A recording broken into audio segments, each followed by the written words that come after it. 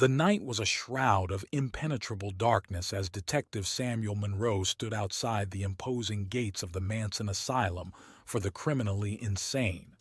The chilling wind swept through the gnarled trees, whispering secrets only the damned could comprehend. His breath hung in the air like specters of the past, for he was about to interview the most notorious inmate of the facility, a man named Eric Mortimer, a serial killer whose name invoked dread. Mortimer, known as the Midnight Marauder, had terrorized the city for years, leaving a gruesome trail of dismembered victims, each death carefully choreographed like a macabre dance. But what set Mortimer apart was not his brutality, nor the artistry with which he executed his crimes, but rather the chillingly enigmatic psychology that fueled his unholy pursuits. He was a riddle wrapped in a nightmare. As Monroe walked down the dimly lit corridor, the weight of Mortimer's deeds bore down upon him. He was met with wary looks from the other asylum staff, who had grown accustomed to the uncanny presence of their most infamous inmate. They had warned Monroe of Mortimer's eerie charisma, his ability to manipulate the minds of those around him. The detective reached the end of the corridor and came to a heavy, locked door, beyond which the embodiment of darkness resided. Mortimer's cell was a study in obsidian, every surface painted a deep, malevolent black. A single dim light bulb dangled above, casting an eerie pallor over Mortimer's emaciated figure. Their conversation began, but it wasn't a typical interview. Mortimer spoke with a profound eloquence that belied his gruesome actions. His words danced with a haunting lyricism, and Monroe found himself entranced by the man he was meant to understand, but feared he might start to comprehend. The night stretched on, and as Mortimer wove his intricate tale of the demons that drove him, Monroe's rational mind became increasingly clouded.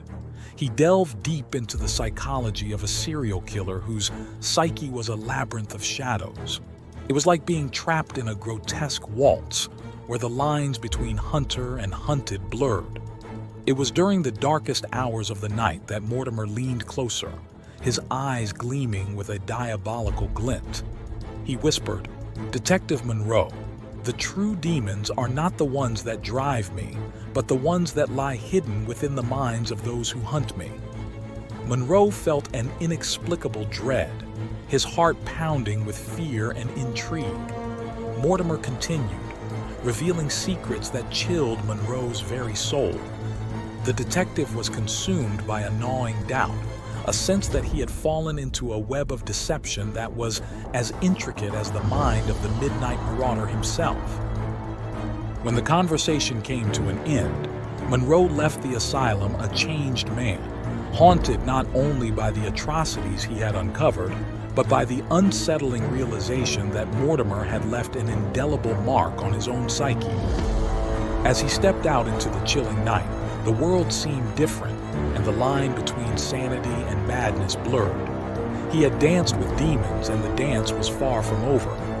But the true twist in the story came months later, when another series of gruesome murders shook the city. The method, the artistry, and the macabre choreography were all too familiar. Detective Monroe was back on the case, but this time, it wasn't Mortimer behind bars, it was Monroe himself. As the investigation unfolded, it became clear that Monroe had unwittingly become the puppet in Mortimer's final, most sinister performance. The twisted psychology of the serial killer had ensnared his own, and he was now executing the very crimes he had once sworn to stop. In a world where demons wore human faces and danced with the souls of the damned, the line between good and evil had vanished entirely, leaving only a haunting nightmarish